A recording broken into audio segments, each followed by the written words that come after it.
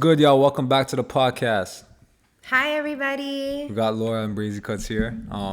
So today on the podcast, we kind of just went over a couple of things. We were trying to decide what we were going to be doing, and we recently posted a poll about an hour ago to let you guys decide because why not? And it was either between barber versus barbershop owner and How to build your how to brand. build a brand. And the people voted and they chose to the barber versus being a barbershop owner. So that's what we're going to be talking about today. So let's get into it.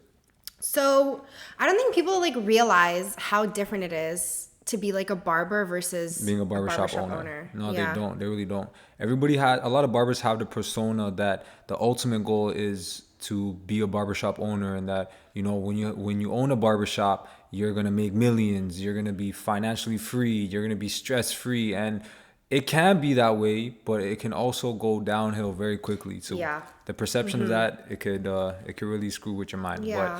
But so we're basically going to be talking about just how it is being. I'm personally going to start talking about how it is being a barber, towards the pros and cons of it, whatnot. If we get into question, we get into question, and then being a barbershop owner, because I do own a barbershop. Me and my sister, we do own a barbershop. So so basically, bro, being a barber, it's talk about the different responsibilities, I guess. well, first of all, I'm gonna just start talking about just being a barber in general. When you're just solely a barber, you don't really have too many responsibilities. It's pretty fun, for the most part. You consider yourself your own worker. You are your own boss. It can be like that depending on what shop you're in, the situation it is. There's some shops that do rent, and there's some shops that do commission. So people that really want to be bosses, they'll just end up doing the rent, or they think so that they're being a boss. But yeah, there's not a lot of commitments.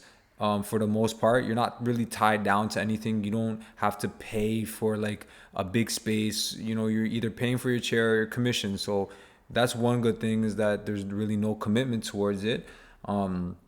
And it's fun. You get to go different places. You get to grind for yourself. You're making your own money for the most part. You don't have to pay towards anybody else, maybe besides your rent chair or whatever Commission it may be. fees. Commission fees, whatever it may be. And yeah, you can make a lot of money from it. Depending on how many haircuts you do, you can charge for the most part whatever you want. It also depends on whether you're doing it in your own place, because you could be having your own home studio. You could be charging whatever you want. So that's another good thing about it, is that it's mobile. So when you're a barber, just the pro is that it'll never go out of fashion. It'll never go out of style. Everybody wants a haircut. Doesn't matter where it is, whether it's in the kitchen or a bathroom. People want it. So being a barber, you can do it in your own house. You could do it at a shop, wherever it may be. So it's very mobile. What else is there really to say about it? I think the main difference has to be, I don't think people realize that when you're a barbershop owner, you're not a barber that owns a shop. You're a owner. You're a company owner. It's very different. Being a barber, you have scheduling, you have haircuts, but when you're an owner, it's a barbershop owner, but you own a business. And with business comes taxes, scheduling, accounting, financing, marketing, dealing with people, managing people, payroll. And it's I didn't even take that in. I thought it's not just, okay, I'm going to have 5 people cut hair in a shop. I'm going to have, I'm going to slap $2,000, $3,000, $5,000 a month for rent, and I'm going to call it a day. Yeah. No, that's really not what it is. And, one thing that I really learned also is that, you can be the best. You can have the nastiest haircuts. You could be the best barber possible. But if you don't know management skills, if you don't know teamwork skills, if you don't know how to, work for not just yourself, but for others, and to build something, you'll burn, you'll crash, because it's one thing with dealing with yourself, but it's a whole nother thing dealing with people. And that's when it comes to being a barbershop owner. You're dealing with a lot of people. You're not just dealing with yourself. I know most barbers that own barbershops do still cut hair, which is really hard. Trust me, it's really hard. Yeah. I've done Oh, it. yeah. I've done the couple days that my sister has not been here, that Laura's not been here, where I'm literally cutting for like every 2 minutes. I'm either getting bothered by, one of the workers, one of the guys in the shop, or either a client, or either the calls, or just something. Yeah. Like it gets hectic, and people really don't understand. But the minutes add up. 2 minutes here, 2 minutes there, 2 minutes there. Next thing you know, you're 30 minutes behind. And you have a client in your chair. Yeah, so that's one of the that's actually one of the cons, I guess you could say, of being a barbershop owner, is that, well, it depends how you take it in, but for the most part, it's just that you're getting distracted very often, and you can't just think for yourself. You have to think for other people. Yeah. Some of the good things though about, well, I want to talk about like the cons kind of being a barber itself is that no matter how much you think you're your own boss, you're really not. Yeah. Because at the end of the day, you're working underneath someone's roof.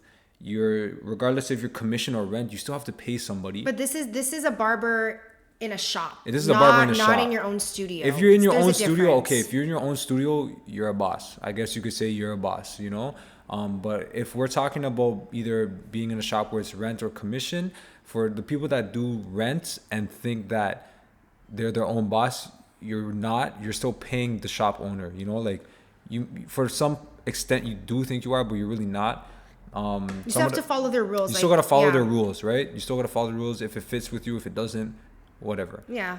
Some of the other things is that building clientele isn't really easy. Once again, if you're doing rent, you're by yourself, you're on your own, you can't really rely on the barbershop itself. So being an individual barber, also depending on what situation you're in, it's not really easy to build your own clientele, which is another thing. Like for leading on to the barbershop owner, that's another, I guess you could say, duty that we have, depending on the way we build it. Like at the shop, we do commission and rent, but for the most part, we try and brand everybody because we want everybody to eat. Mm-hmm. So when we're branding, like I'm not just trying to do a sponsored ad for myself. I'm not just posting a picture of my own haircuts. Yeah. We're trying to target, different types of clientele for the 5 of our barbers that we have and for our braider too. Yeah. It's totally different branding a haircut and branding for braids. Mm-hmm. It's not easy. It's different. Yeah. It's difficult, but that's just another thing later. Getting onto for the owners. One of the cons is for being a barber is also that there's no commitment. I think that's very crucial, is that you need to have some type of commitment, because if you're not committed to something, then you won't be committed to anything, right? So one thing that somebody told me is that, like, especially when it comes to if you're a barber and you want to own your own barbershop, the barbershop that you work in, you have to treat it like it's your own. Yeah. But for most barbers, once they're done the day, they just clean up their station and they just leave. Or they don't even clean up sometimes. They just put their stuff away and they just leave. Yeah. Right? So that's really bad habits when it comes to being a barber, is that you don't have any type of commitment to hold you accountable for. Mm-hmm. And one of the also other things is dealing with clients. You don't have nobody to help you with. So if you end up getting mad busy, like super, super busy, you don't have a manager, you don't have one of the, I guess you could say, just somebody to help you, like deal with the clients, like guide you and whatnot. Like you can't be cutting hair and messaging people for appointments at the same time. Like it's impossible, right? So that's just some of the other cons from when it comes to just being a barber. A solo barber, I guess. But besides that, man, like when I was a solo barber, I loved it, but I always knew that I had more. I always knew that there was something more that I wanted. Like I didn't feel satisfied yet. Not that I ever will be, but I just felt like I wasn't making an impact or having an impact in anybody else's life. And for me, it was just, the goal is to serve the needs of others, and help people grow and build. So I don't know. I love being a barber. I love, being able to bounce around different shops and just experience different people and whatnot. But for me personally, being an owner is a totally being different an individual thing. Yeah.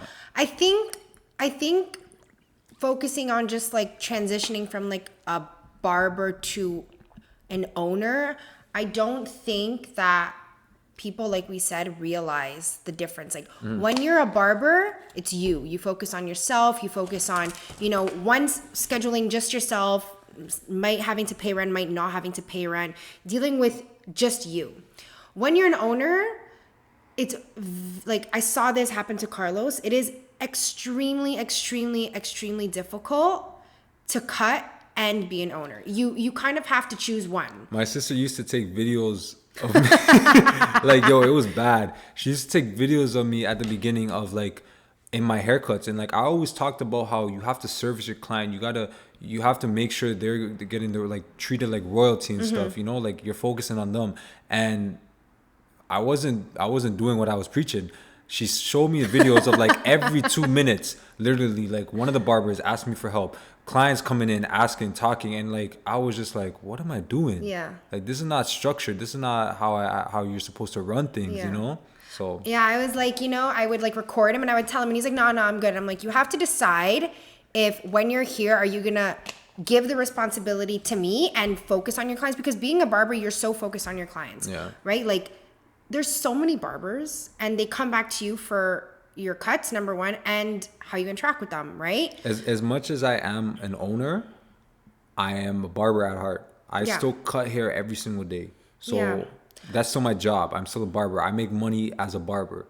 Everything that we make from the shop, we put it back in towards the shop. But so getting more into, I think we already basically covered more of like the barber. But like, like for example, like talking back to Carlos, like he's a barber at heart, and like he has the drive to become a business owner. He is a business owner.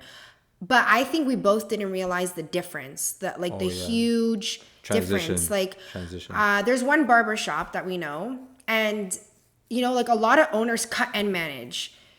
If somebody walks through the door, right, you're cutting hair and you're greeting them. It's not professional. It's not professional because you could only focus so much on one thing. You can't put your energy towards two different things. Like there's times where I cut hair, people walk in and I mix match my words, and I say like, instead of greeting them, I'll greet them in different ways. Like, I'll just go like this and stuff. And it's like, if you don't have somebody there to properly do like a specific job, you can't do it right. It's not going to be done right. So and like, again, figuring out whether you want to be a business barbershop owner, you have to ask yourself whether you want to be a business owner. So let's kind of like talk about the things that you have to deal with becoming a barbershop owner. So kind of like I wrote down kind of the pros and the cons. We'll start off with the pros, obviously, because everybody wants to hear the pros. Number one for me, or kind of just something that I wrote down, is that you create jobs.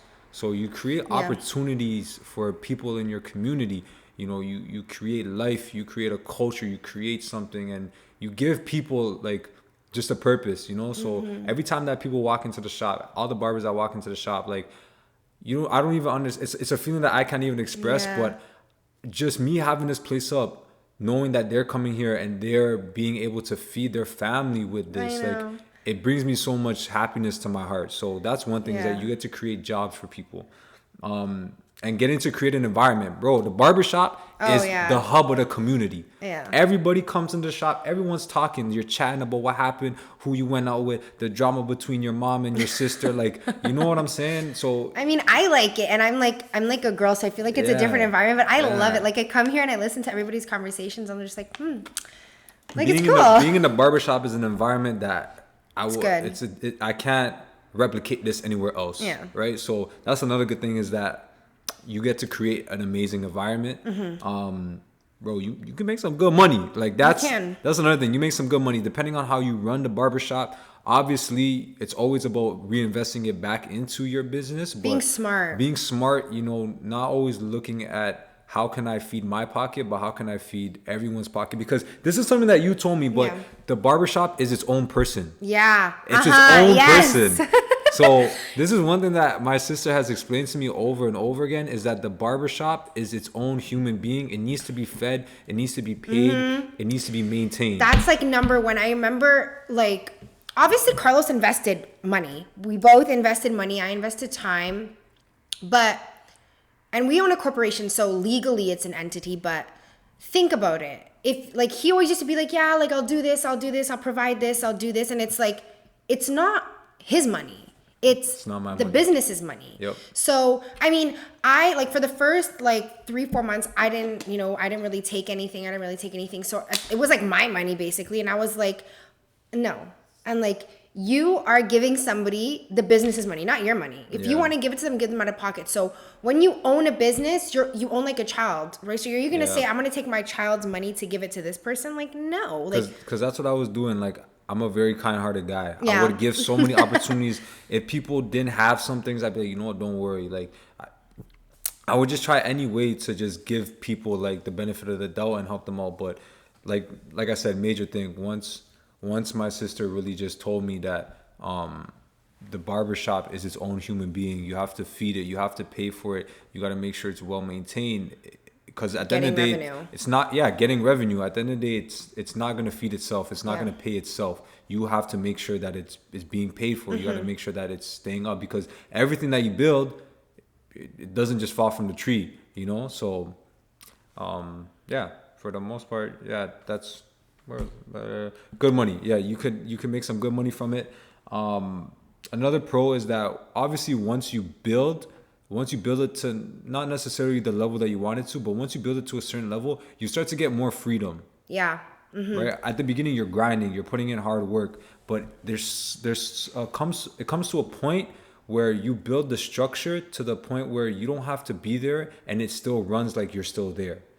So Yeah. and that means, you know, instead of working the Friday all the way until like 11 or even 9, you could take it off, and you can afford, and you're able to, you know, go spend time with your family, go do these certain things. There's many factors that contribute to that. Like obviously having people that you trust on your team, like loyal people that you're able to leave the shop and, you know, be like, okay, like they're not going to do anything, you know, and having somebody there, because there's times where Carlos leaves, goes, and I mean, there's somebody here, which is like me, taking care of it. Or like there's times where I need to go and he's here. So, and you also want to be able to, you know, create an environment where you can trust your barbers. You're able to trust the people that you work with, because you're standing beside them. Like I'm around these people more than I am my family, you know, like my friends, whoever it is. So I have to be able to trust these people. So if I got to go down the street, if I got to leave and go buy some supplies, or just leave for a little bit, you know, clear my mind, I got to make sure, and I have to build the environment to where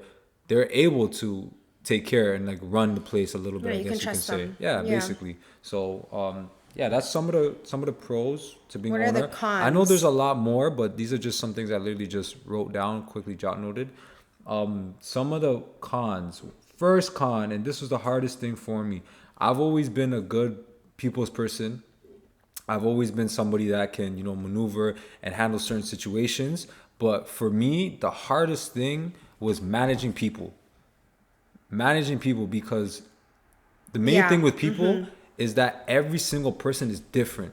So the way you treat one person, you can't treat the other person. You gotta come at it with a whole different perspective, because they may not have the same energy as the person you just talked to. So dealing with people is something that, one, will forever be a learning situation, and two, it takes time, and it makes you really realize that when it comes to owning a business, people is the main thing. Yeah, keeping your barbers happy. And that's why, like, it's good, you know, because when there's a problem, it's not just like they're going to go talk to Carlos. They'll come talk to me as well. Yeah. And then, like, we both have different perspectives, and we'll, like, conversate on it. So I think, like, it's really important to have, like, a manager, somebody there at the side. Super key. It's not really needed, but it helps a lot. I think it's needed. I 150 million% think it's needed. But whether you can afford it or not, that's where the big. Because we have kind of like the, not easiness, but I guess you could say what's the word I'm looking for? Yeah, we have like the ability to. Sorry guys, we had some technical difficulties, but we're back now. So where we kind of left off, where we left off at, where did we leave off at? We'll move on to the next topic. So no freedom. That's another con of owning a barbershop. We left off with the manager needing the manager, but now last one is the no freedom part. So like I said, when you can create the freedom eventually when it comes to having a barbershop, but at the beginning, no matter what you do, you always have to be there 24/7. Just working, making sure that you're building it. This is like your baby. You gotta treat it like it's a newborn baby. So, you know, being here long hours, you know, coming in early. That's just nurturing it, putting the right things inside of it. Like it's just all the things that you need to do, but there's no real freedom at the beginning. Yeah, there's a lot of, like, we used to open, we used to close, we used to clean, we used to order products, we used to deal with clients, we used to do everything. Basically, you don't really have a life. Yeah. I mean, Basically. we split it, but basically you don't. Like, when did we used to go out? Like, I never really used to Never. go out. I never really used to go out the house. I never used to go party. Like, Friday nights, Saturday nights, I'm here. Yeah. She's here. You know, even Sundays. Sundays, Yeah. we're open 10 to 5. I'd be here till like 8, you know, Yeah. on a Sunday. And then Yeah. it's back again on Monday. So, But you have to love what you're doing, right? So like Oh, yeah. business owner, that's what people do. That's you live and Yeah. breathe your business. So okay, now that we kind of gone over the barber versus barbershop owner, I know there's a lot of barbers that would like to get kind of like an insight on what kind of steps you need, or like some of the details, The responsibilities. the responsibilities on being a barbershop owner, and how it is to, you know, open it, set it up, kind of stuff. So I'm gonna let Laura kind of take a little bit of this. There's so a she can lot start of off. there's a lot of responsibility, but I think first step, the biggest responsibility is the lease. So like doing the lease, you need to have a cosigner if you're underage. Some leases go from 1 year up to 10 years. So it really depends on what you're dealing with, if you want to include a real estate agent It's or not. typically, yeah, it's typically better to get a longer lease. That's Yeah. why you have to make sure you find a good place. It's typically better to get a longer lease, because you know you can kind of adjust the price, get a lower price depending Have on the financials, Yeah, right? exactly.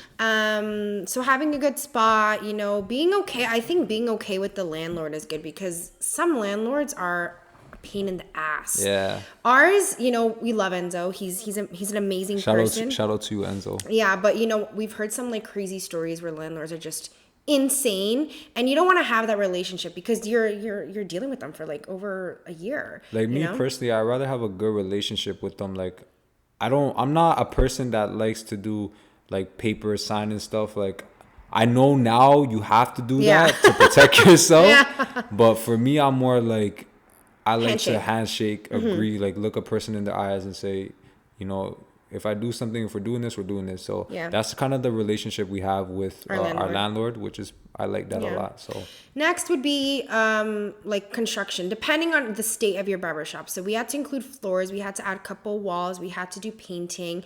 We did a couple upgrades after, but you know, doing the construction, so that's another responsibility. One financials. one of the biggest responsibilities is the financials. Yeah. Financials comes with accounting, dealing with money, payroll. A huge part is determining whether you want to go commission or rent. So commission. But before we even touch that, I think like, But commission is, well, it's the financials. Commission, no, but it's, and I'm not even like, I know, yes, it does, but I'm talking about, I think one of the biggest things that we kind of didn't really fully follow through was creating a spreadsheet. yeah, but Creating that's that. that's getting into it. I Like know, commission but a lot of people is, don't know about that. well, let me get into it. So commission, there's a lot more work. Rent is a lot easier to deal with. Commission is 100 times more work, but the big but, you make more money through commission. So It depends. Like, and I mean, that's when it does comes to depend. that's It when it does comes to your depend. location. That's Yeah. when it comes to the barbers. That's when Yeah. it comes to how you But market. I mean, like, if you're doing rent and commission on one single person, the amount of work you have to put into dealing with rent is way less than commission. Commission, you have to calculate the percentages, get all their money, do this, do that, deal with all their appointments. So The one thing I will say is that rent it's more repeatable. So you know you're getting it consistently, like a certain amount, a down payment, a certain amount. With commission, 1 week it can be up, 1 week it can be down. So Yeah. I think that's one thing. So like Carlos said, creating a spreadsheet, keeping tab of everything is so important, and that comes with dealing with financials. So to give you like an insight, it would take me at least 3 to 4, maybe sometimes 5 hours to do payroll every single week. And that was with the 1, 2, 3, 4, 5 chair barbershop. Right now we have 7. So and I would say like minus Carlos too, because Carlos dealt with his own things, but it's a lot of work. But even like doing the payroll, yeah. But when it comes to opening up a barbershop, like, I think a crucial thing is you have to literally do like a balance on what it's gonna cost to open up the place. You know, like, let's say if you're getting a big space, 1,000 square foot place. If you're getting a 7-chair shop, don't just say, okay, I'm getting 7 chairs and then 7 stations. It's like, no, you're also getting garbage cans. you're also getting floor mats. You're also getting mirrors. You're also getting lights. Barbicide jars. You're also getting barbicide jars. Like, one thing you have to do when it comes to opening up your barbershop, before you even do it, is you have to create a spreadsheet, and you literally have to write down everything, every little thing. There's a lot. From toilet paper, whatever it may be. Like, you have to literally calculate everything so you can get the best rough amount on how much it would initially cost to open up your barbershop. Yeah, so going back to, that's another responsibility, but like obviously payroll, financials, accounting. We have an amazing accountant who helps us so much. Shout out to Ali. Yeah, shout out to Ali. But like, you know, making sure everything's on track, keeping track of your expenses, your revenue, etc. Buying products, keeping inventory, making sure, you know, your barber side is up to date, making sure you have that, what is that powder, making sure you have cleaning supplies, especially because of COVID. Yeah. You know, just making sure everything is up to date. Toilet paper, towels, like garbage cans. That goes under like extra necessities and stuff. So there's like so much you would not even think about, you know? And I think also a big one is, if you can't, you look at your barbershop as a business or as a side hustle. Yeah. When you're making it a side hustle, that means it's not legit. So one thing that my sister and like the people around me made sure was that our business was incorporated, that we actually made it legit, that everything we did was by the books. We do our taxes, everything like that. Everything, you know, is just, it's 100%, because if, you know, making cash is cool, but cash is not traceable. So when you have something that's not traceable, it's a side hustle. It's not real. It's you don't have numbers to prove it, you know? So that's one thing we make sure of. He kind of means like, you know, to get a mortgage, you need to have some sort of revenue. And you know, when you declare cash, it's a lot harder, even to buy a car, to get a loan, like all that is related to your income. So if you're not reporting income, good luck. That's but just, it even comes with perks too, because we have a business visa. We're able to, you know, when you have a business, you can put everything out, write everything out, mostly everything off as an expense. If you're able to kind of show or prove that it helps the business or is relatable to the business, you can write it off. So that's another plus when it comes to, you know, making everything official. But that's just another thing. Yeah. I think that's like, there's the scheduling app. Dealing with everybody's schedules depend. We deal with everybody's schedule at the shop, but most barbershops I know, everyone deals with their schedules individually. We just have like I feel like we have more responsibility because we're a very coherent barbershop, but I know a lot of barbershops where you rent a chair. Okay, good. Take care of yourself. I think that's like probably, besides everything else, like one of the biggest things, it's creating a good environment. Like, what type of environment do you want to create? You know, like, do you want to create an uptight professional environment, which is fine, or do you want to create something where it's just kick back, everybody just does their own thing, you know, people come in whatever they want, whatever it may be, or in the middle, you know, you create something where it's a professional but also, you know, up in noon age type of barbershop where people can still feel comfortable, come in and really just enjoy themselves, right? So I just think that's probably one of the biggest things, is how do you want to create your environment? It comes down to like the little details. Like our shop, we have shop colors. It's white, black, that's red. About like branding. So we'll talk about that like next time. But I think like to wrap it up, like the biggest difference between being a barber and a barbershop owner is, number one, realizing that you're not a barber, you're an owner of a business, 10 million times more responsibilities. Oh, sorry, I don't mean to cut you off. That's another thing. Your image. That's a big thing from the difference from being a barber to being a barbershop owner, because when you're a barbershop owner, everybody in the community knows you. So the kids, the moms, the families, everybody, whoever it may be, the schools, everything, the other businesses beside you. So, you know, when you're a barber or just as a regular person, you get to be posting whatever you want, all these different pictures, whatever, you saying certain things, listening to different music. But when you become a figure, like a figure in the community or a figure around the area or just to anybody out there, you have to really be careful and pay attention to what you're posting and, you know, who you're sending stuff to. So that's just another thing. Yeah. Just creating careful. an image, giving yourself a good image. That's another thing too. That's something that sometimes I remember Carlos would post a story. I'm like, Carlos, like, delete it. Because when I was a barber, I'd just be posting stuff, like whatever I felt like was on my mind and stuff. And now I still do, but it's more of like, okay, is this really a good idea to do? Yeah. You know? Yeah. So again, going back to sum things up, if you are a barber looking to open up a barber shop, what is like your number one piece of advice? Just the purpose. What is the purpose behind it? You know, where do you see yourself going with this? And how is this going to make you feel? You know, you have to look at the long run, because I don't just have a barbershop to have it for a year or two and say I just did it. You know, like this is my life. Like I'm going to have this barbershop my whole life. My kids are going to come to this barbershop, you know? So it's like, where do you see it fitting in your life, and how do you see it like making a positive impact in your life, you know? So like questions to ask yourself is, number one, what's your purpose?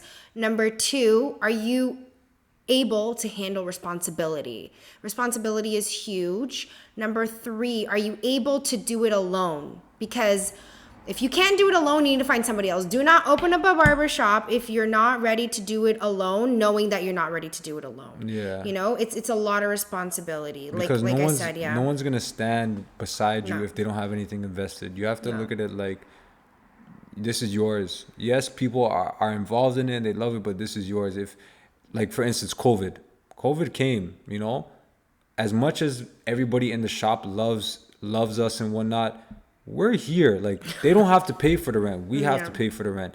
I'm not saying, hey guys, do you mind pitching in this month for the rent? No, because that's not the responsibility.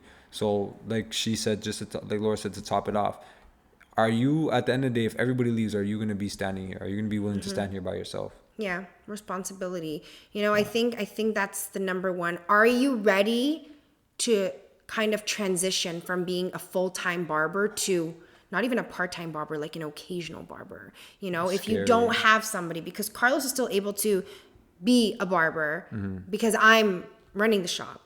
If you don't have somebody to run the shop, good luck being a barber, because it is like, I see Carlos cut and I'm like, there's no way he would be able to do both. You know, I get maybe like 30 calls a day. That's he gets crazy. 20, he gets like 10 calls, 20 calls just being a barber. I still get DMs, I still get messages, and honestly, I just say, Laura, you'll deal with it. Yeah, so I deal with everything. But, you know, it's a lot. So, I mean, again, to sum things up, you know, are you ready to take on the responsibility? That's number one. Are you willing to give up your life for a while? Are you willing to give up your freedom? This is more than just coming here making a quick buck for the most part. Yeah. And you can tell the difference. There are shops that you can tell where oh my gosh, like just ran to like, you know, people make their money come in, come out, and then you can tell when like people really dedicate their time and their life into this. So that's another thing. How much time are you willing to dedicate to this? But besides that, I think this was dope. I think this was a good kind of, you know, talk for new barbers, people that are barbers are more experienced, even barbershop owners. I think this could kind of give you guys a good insight. You know, at the end of the day, we just made this podcast just for, you know, to give our perspective. We're doing something right. We're not doing everything right, but you know, we're 21, we're young, and we have our own business. So this is just for you guys. For the, like I said, the young guys, we can't really talk 24/7 to everybody. So we're just answering general questions. This is us giving information to you guys. So I hope you guys enjoyed this. We're gonna be doing this for the most part every single week. Yep. So next week we will be doing the same thing. We'll be dropping a poll. I'll be dropping on my Instagram at Brazy Cuts. I'll make sure to follow. Yeah. Give me a little follow, support the movement. Follow the shop page at Brazy Cuts Barbershop, and give a follow to all the barbers there too. We got Bands the Barber, we got Blurry Provolone, we got Eric Vidal, we got Nate Cuts Hair, we got Tito the Barber, and then we got our girl Penny Styles. So make sure you show them some love. And next week we'll be coming back with some more stuff. And in the for this podcast, it's not just going to be about barbering. It's going to be about a lot more. Yeah, life too. So feel free to let us know what you want us to talk about, because we're very interesting people. How we like balance our life. But anyways, thank you guys for listening. Yes, and watching. And watching. I decided to do it video because I hate listening to podcasts. I love watching podcasts. We got a new 50mm lens on that joint, so it's popping. Yeah. So hope you all have a good night. Yeah. Take care. Good morning. Whenever. Yeah. Good afternoon. It's 10:45 right now in Toronto. So yeah. So peace out, and then until next time. Take care. Stay breezy. Bye.